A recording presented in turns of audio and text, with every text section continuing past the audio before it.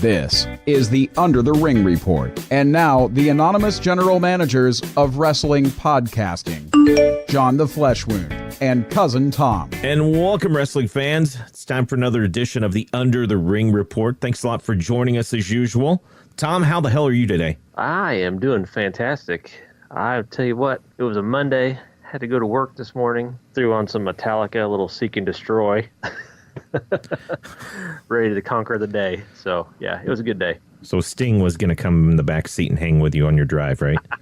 just a little reference there, you know? If I only had some face paint, yeah. They might kick you out when you got to work, but other than that, you know, it should be okay. You know what? That might have been all right. I wouldn't mind going home. I'd take one for the team. So. Well, we've got a lot of stuff going on, you know, and we'll get to some of those things because when we do our hot tag later on, I do want to talk once again about the crown jewel and what came out of that. We'll touch on part of that, touch a little bit on some of the card being announced for Wrestle Kingdom, but kind of tying into that, I mean, when we were discussing what to talk about, the first thing out of your mouth is what? Oh, the gift of Jericho. That's what I think we need to talk about. And, you know, there's so much that's been going on with him. I think I've not been thoroughly entertained by a professional wrestler in quite some time. You know, because, I mean, there's companies, there's groups of wrestlers, but not one guy who for like the last 2 years has been on a really hot streak of entertaining people. Yeah, no, I can't think of anybody. I just think that in the last 2 years, he has done things that we've never seen before. Mm-hmm. And didn't expect, and broken new boundaries and really helped the business quite a bit if you think about all the things that he's done. And I guess we'll touch on some of those here in a minute. Okay. And that's what we're looking at today, is to talk a little bit about why Jericho is changing the business per se. First of all, you got to take a look at how long he's been doing this. I mean, because I remember ECW Chris Jericho, and I mean, that's 20 years ago. And the guy... Yeah, and you're talking about pre-WWE ECW. Yes. We're talking 20 plus years. I forget sometimes I have to tell people that. Yeah, that's important. There's a big difference between Big Show ECW champ and Tommy Dreamer and Taz ECW. So as we talk about that, I mean, right now, Chris Jericho is 47, okay? And what people don't realize, he's at the top of his game. He's all over. He's doing all kinds of stuff, but he's about the same age that Hulk Hogan was when the NWO was started. Yeah. Well, so let that sink in. It's very true. And if you think about it, look at what he's doing. He's doing things that those guys 20 years ago couldn't do. I mean, yes, everything's changed, but the shape he's kept himself in, you know, the fact that he's able to get in the ring. And I can remember, you know, you talk about ECW Chris Jericho, you know, I can remember the Lionheart Chris Jericho when he first started WCW. And nobody really knew who he was. Mm-hmm. Just a baby face, just come out and hang on the guardrail and yell yeah all the time, and that was about it. You know, that's 20 plus years, and still reinventing himself. Everybody knows the whole history of Chris Jericho. I mean, we can talk till we're blue in the faces of the WCW's times, you know, the debut in WWE and all that. But I think where we're talking has to go back to, you know, when he reappeared in WWE about 2 years ago or so with Kevin Owens. Right. And I think that's when we started to see a change in Chris Jericho with the list and things like that were going on, which, you know, Jericho's always had his catchphrases and stuff, but there was something different about that Chris Jericho. I can't really put my finger on it, but it's just a different type of character. Yeah, well, and part of it was, I think that character, he had the best friend, which was Kevin Owens, and then they had their little falling out, but he had someone to play off of, and that helped, but he had his own way of doing things. He's always had his own way of doing things, but it just seemed that no matter what was going on, he found a way to get himself over and entertain himself, which then entertained everyone else. Oh, yeah. Part of it, to me, I will put in there, too, is it felt like Chris Jericho wasn't out there trying really hard to prove he was the best. You can look back at his feud with CM Punk and things like that. It just kind of seemed like Jericho was doing this because, you know what, I like wrestling and I just want to show up, and it really doesn't matter what happens. And I think that kind of coincides in the same thing, that's right around when Fozzy actually started getting play on radio and doing really well. I mean, last year, you know, Judas ended up hitting number 5 on the rock charts. Working for a rock station, I know we played the hell out of that song. And well, you know, that I think they used that on one of the pay-per-views too, didn't they? Well, actually, he uses it for New Japan when he comes out. That's his interest WWE music. used something of his at one point, but yeah, that's true. And it started getting major airplay. I mean, they've been on tour for like 17 months now. Yeah. But it just seems to me, I mean, just looking on the outside, that once he started to see that side project take off and really getting something from it, I think having to rely on wrestling didn't matter anymore. You know what I mean? Because before he'd come in, he'd do exactly what they say. You know, he'd do his part, but he kind of felt like he was a little more like, I don't really give a shit if I'm here. I'll do this and I'll entertain and I'll do it my way. You know what I mean? It just kind of had this I don't care attitude going on. And maybe it's just me reading something into it. Well, and he had enough other things in the fire that he could do that. You know, he could leave, and then he did some game shows, reality game shows and stuff. Yeah, he did. Really pan out, but he did do a few of those. He had the music, plenty of things there that. And he's got his podcast. I mean, don't forget that. Yeah, it's one of the better ones out there too. But I'm trying to think. I mean, well, hell, he did Dancing with Stars. Forgot about that. Yeah, that's right. And so, I mean, he's been part of all those things. So he's got so many things going on. And this last WWE run, to come up with something, you know, you just made the list, that phrase, the whole list itself is just an absurd thing. And it's funny how wrestling fans just take one little thing and it just can become so big. And I think it's probably one of his biggest things. You've got to give props too, because Jimmy Jacobs, Chris Jericho will come out and say right away that he's responsible for this. You know, you just made the list and all that. So it goes for Jimmy Jacobs for seeing and knowing that would fit perfectly, but for Jericho for taking it and going just balls to the walls and making it his own. Also, if you listen to his podcast, he'll talk about it. You know, he does give Jacobs all the credit. Then also fighting with like Hunter on the direction of how they wanted to do things. Vince would sometimes side with Jericho, but he at least had the nerve to say, no, I'm not doing that. We're going to do it this way. Well, and you've been in the business that long, you have to. Yeah. Well, and that's just it. A lot of people don't do that. A lot of people just take what they're given and that's all they get. The interesting thing to me, and I think this is where you really want to go, is the beginning of the year to be watching New Japan Wrestling and seeing Chris Jericho wrestling Kenny Omega at Wrestle Kingdom. I don't think I'd ever thought I would see something like that happen. No, because, well, number one, nobody ever thought they would see him outside WWE. Yep. Ever. I mean, he's been there, 15 plus years or more? Yeah, nobody, and I can still remember, you know, when he came out of the crowd and attacked him to set up the match at Wrestle Kingdom, the internet went crazy. Yeah. I think you sent me a message.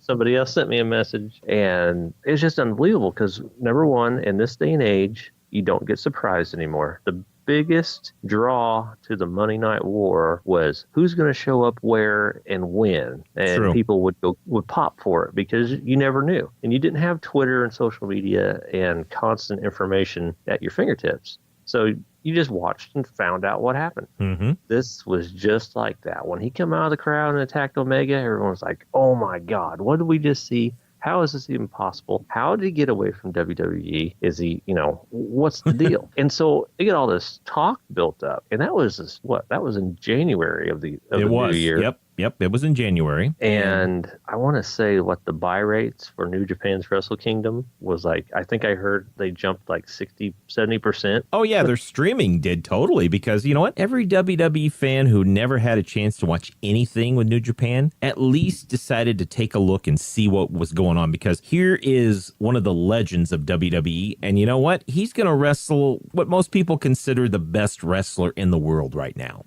And that was it. Fans kind of tuned in and found a different Chris Jericho, even from the one that was just in WWE. I mean, this was like full on over the top heel, you know, cursing at referees, beating up the young lions and all this other stuff. I mean, it was just crazy. He was just so over the top being a heel. Oh, and don't forget taking the camera and taking a picture of yourself, giving the finger to the crowd. Oh, yeah. Yeah. No, it was, in a way, that was kind of a harken back to the old days of being a heel. The way New Japan is, it's very different than WWE. The fans do things a lot differently. It was perfect. The other part that left you kind of wondering what was going on is, you know, after his match with Kenny Omega, you know, then there's the attack on Naito. And a lot of people kind of thought, well, that's it. this is not going to happen. And you know what? He's the perfect guy for messing with people, throwing them swerves. He was talking all the time like, I'm not going back. They just wanted me to do that. I'm done. That's part of it that you just kind of look and go, this guy he's decided that he is so valuable that I'm going to do this or I'm going to go do this. There's no one, I don't need Vince McMahon's money. You know what I mean? I'm doing well.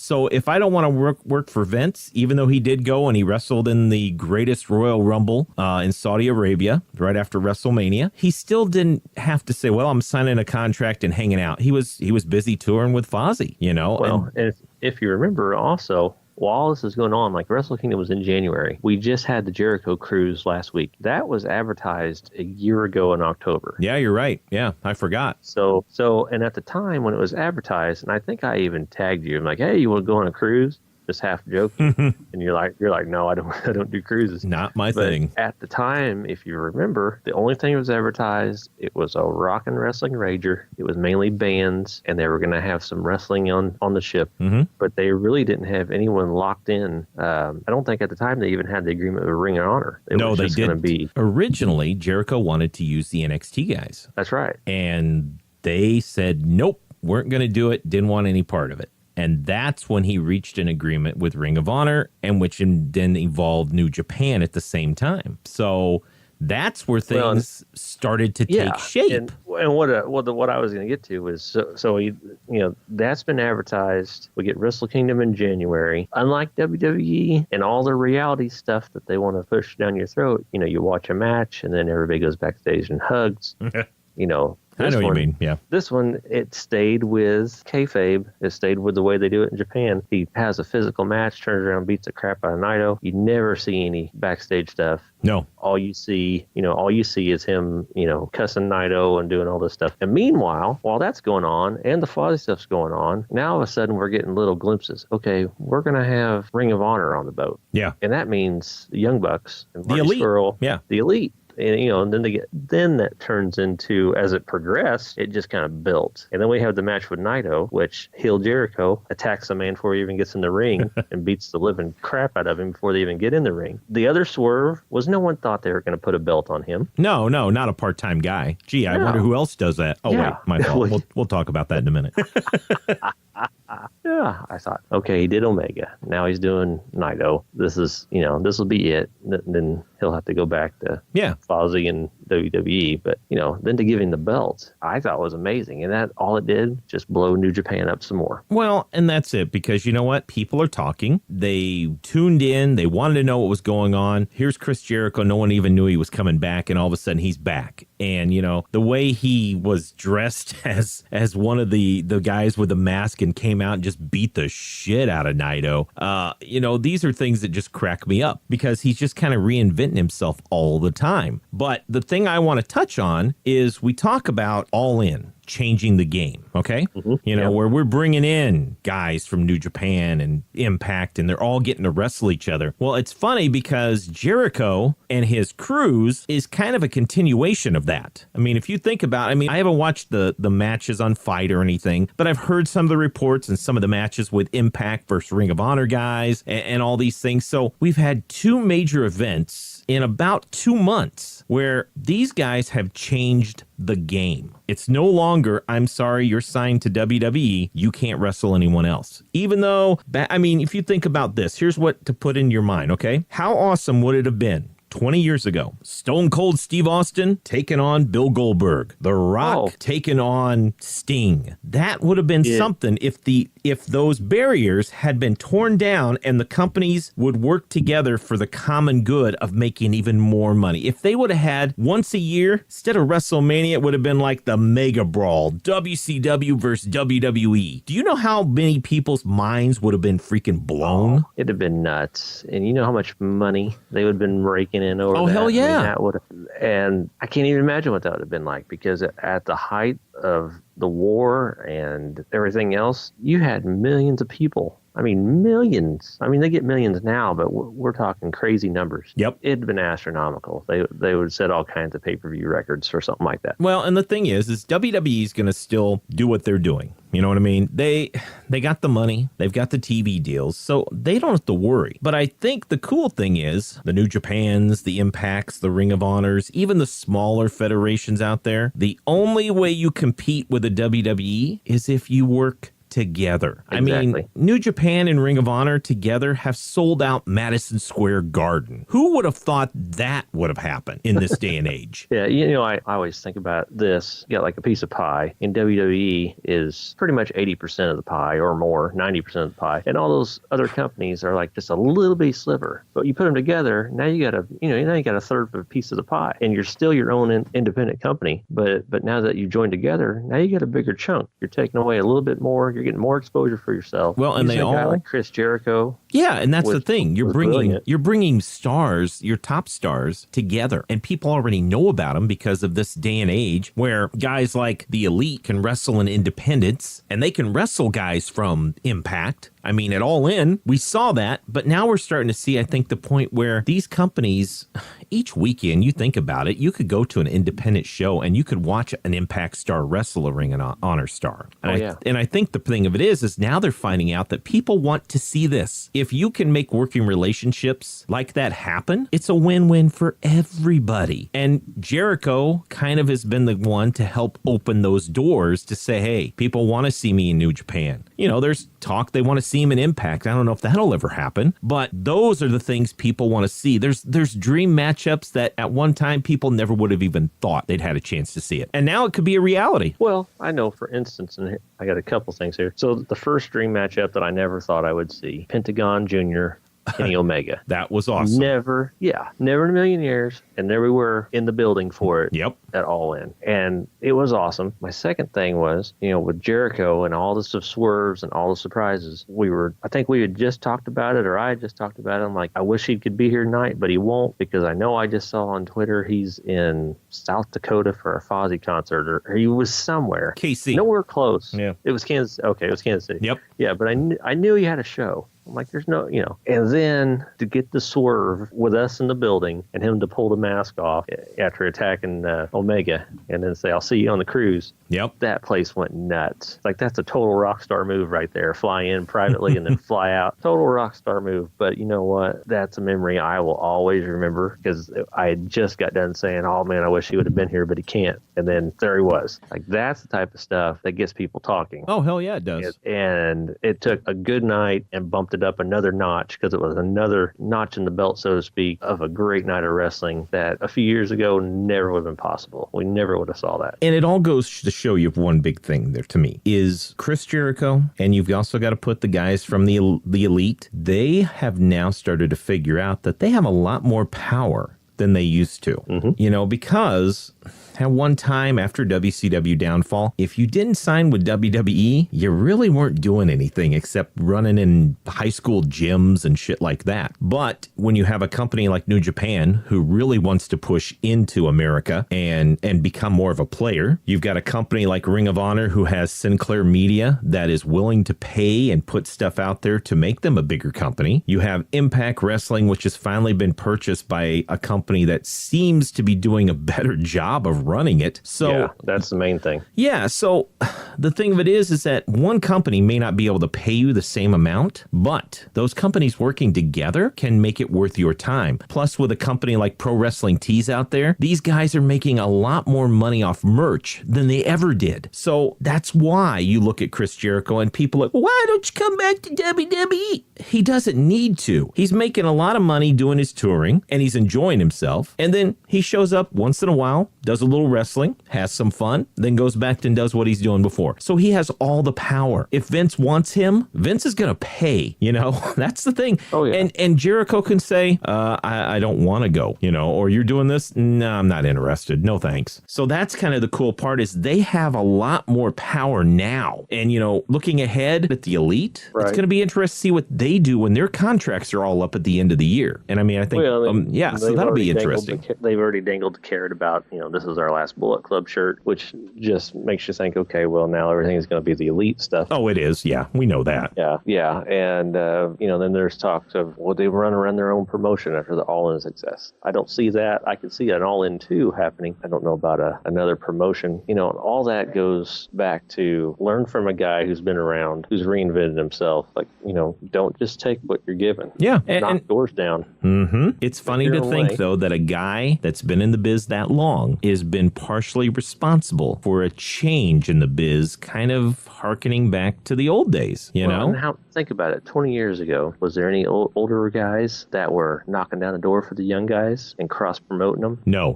Hulk Hogan was stealing all the spotlight. Yep. That's why guys like Chris Jericho left WCW, because they couldn't become main eventers with the Nashes, the Halls, and Hogans and what have you, who'd been in the business for 30 years. They didn't want to give up that spotlight. So that's why they did go to WWE at that time. Yeah. They didn't see it as a potential to make more money. They saw it as, they're going to start taking my check if they get too popular. So we're going to keep them down so we keep our spot. Here's another thing about Jericho, and I'm going to give him credit, is, I just watched New Japan's struggle for power, and he did a great job of putting Evil over. That was one of the best matches I've seen Evil have in New Japan, and I dig Evil's look. I dig his gimmick. But I've always just kind of, when I've watched his matches, this kind of falls short. There's nothing just jumping out. It's like he's missing something, you know what I mean? And I felt that match with him and Jericho had to be one of his better matches in New Japan, and could be something to put him up there for people to go, you know what, this guy's a dude to reckon with. And that's all on Chris Jericho. Chris Jericho didn't have to wrestle Evil. There was no reason he had to. He could have just shown up, beat up on Naito a couple more times, then they'd set up their Wrestle Kingdom match. But instead, he wrestled Evil and gave him the rub. Yeah, and all that's doing, keeping the wheel turning as we get closer to the end of the year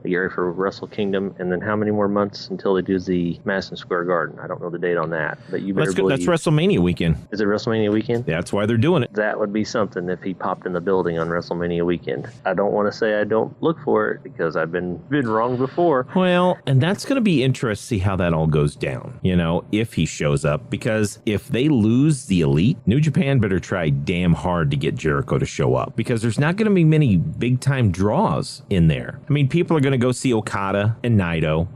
Other than that, who's beating down the door? I mean, Ring of Honor, do they have any other top talent that you really want to see? Yeah, see, and they've lost some talent too to NXT. So, because I mean, I look at New Japan, they've got Jay White, who's killing it right now, Tanahashi, who's back from his injuries, and you know what? The Ace is looking really good, especially going into his Wrestle Kingdom match versus Kenny Omega. And Marty Scurll will be there with Ring of Honor. I forgot about that because he's got a 2-year deal. But other than that, who else? Flip Gordon? Are people paying big bucks to see Flip Gordon? No, but thanks to the YouTube, he's on the rise. Well, he is, but I don't think he is a main event reason to be there. So, I mean, that's going to be a interesting moment, too, because do you make a deal with Impact Wrestling to bring in Pentagon and those guys to help fill out that roster if the Elite does not sign with you? You know what I mean? Well, and that's the whole point of the whole cross promotion. Yeah. Because without it, they wouldn't be able to do that.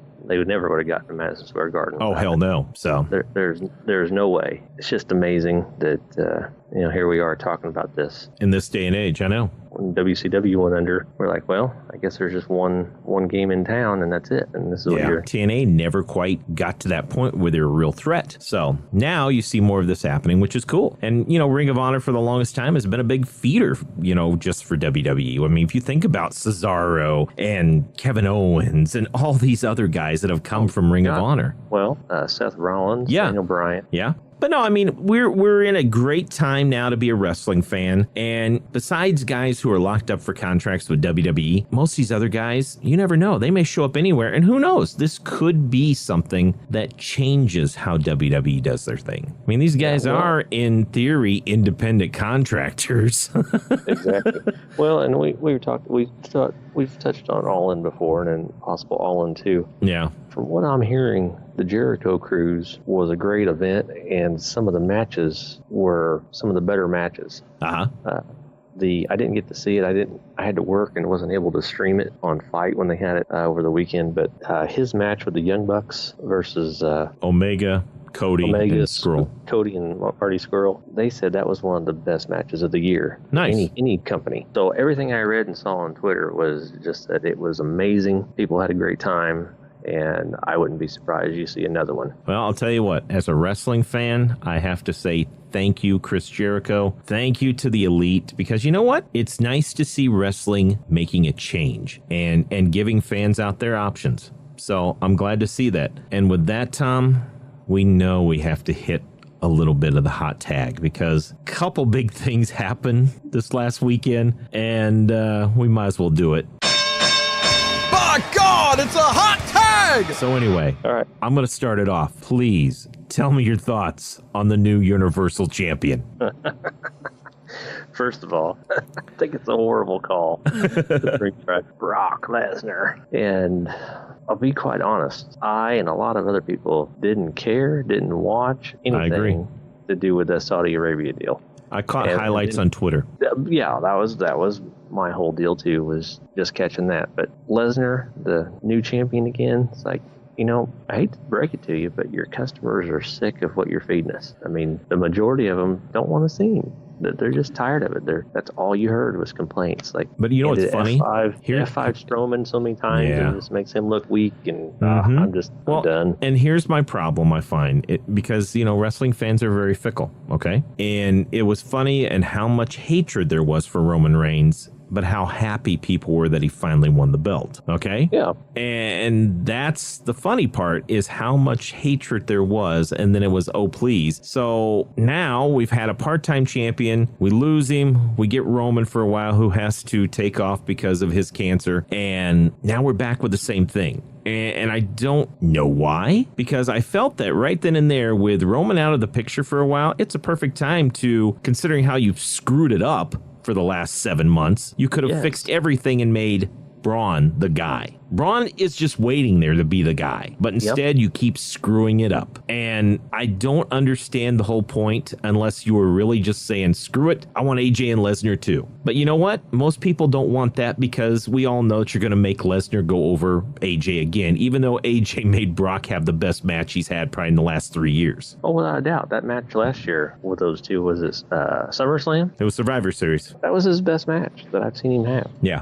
In a while. You got all this young talent. They have more talent signed on their roster than they've ever had. And they're doing nothing. And they're doing nothing with them. I mean, you look at the people they've got in NXT that are showstoppers, like Ricochet and Adam Cole. Baby. Those guys could come up and tear the house down. And where are they at? Yeah, well, NXT's awesome, but you can't keep collecting talent, though. That's the other problem I have. I mean, I'm glad you have NXT, but you know what? Stop collecting talent. And I think that there's a lot of folks out there, including the Elite, that kind of look at that as a cautionary tale, going, well, you could be Finn Balor, Anderson, and Gallo, but big deal, you got signed. All it takes is Vince McMahon to go, and the next thing you know, Gallows and Anderson are nowhere to be found, and Finn can't seem to get a fair shake to be a champion again. It's the old McMahon adage. I only see him as blank. Yeah. And that's what you are. And I mean, of those 4, AJ Styles was lucky, you know, and Vince noticed what AJ was. But unfortunately, he has never really noticed what Finn really is. And same with Nakamura. I mean, Nakamura, Oksana, those are people who have been woefully wasted, considering how they were brought up in NXT. So, I mean, that's a cautionary tale for people if you're signing. So, anyway, your turn, man. All right. Well, I'm going to keep with the crap fest that was Saudi Arabia. What do you think of the trophy for the best wrestler in the world, Shane O'Mac? Yeah, try to keep straight face. Well, here's the deal. I mean, you know what? If you go in thinking this shit's actually going to happen, number one, you know, when Rey Mysterio is the only one from another country in your trophy of whatever the fuck, that's part of it. But you know what? It's not a surprise. Everything is an angle, and you know what? They have to set up Survivor Series, and Shane O'Mac is going to wrestle at Survivor Series. We all know that. So what a great way to put him over Dolph Ziggler, which is stupid as hell, and just kind of, I don't know. It made no damn sense. None whatsoever. But it's Vince and his wild ways of booking.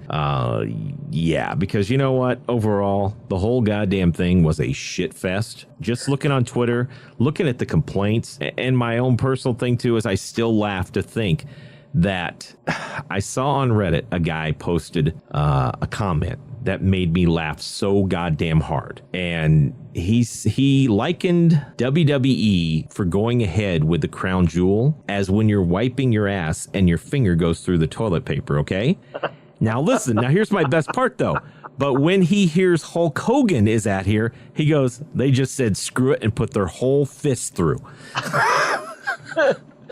and that's kind of my thing. I mean, it was what it was, and you're going to have both sides say how great this is or how terrible it is. But when it all comes down to it, and I know I've talked about it before, it's about money. It's Vince McMahon's playground. And you know what? He knew people were pissed. So you know what? You might as well get Hogan on TV. He's been wanting to bring Hogan back for like the last 6 months. So he got Hogan on TV. And personally, I think I've talked about it before. I got no problem letting Hogan back in the Hall of Fame. I got no problem if down the line you're planning on putting the NWO in the Hall of Fame. Hogan did a lot of great things. But also, Hogan said some really terrible fucking things. And you know what? Yeah. The sad part about it is you have to not be tone deaf. Hogan's past his prime. He could help promote the network if you want to have specials on the network for people that want to watch it. That way they have a choice. But he shouldn't be on regular programming.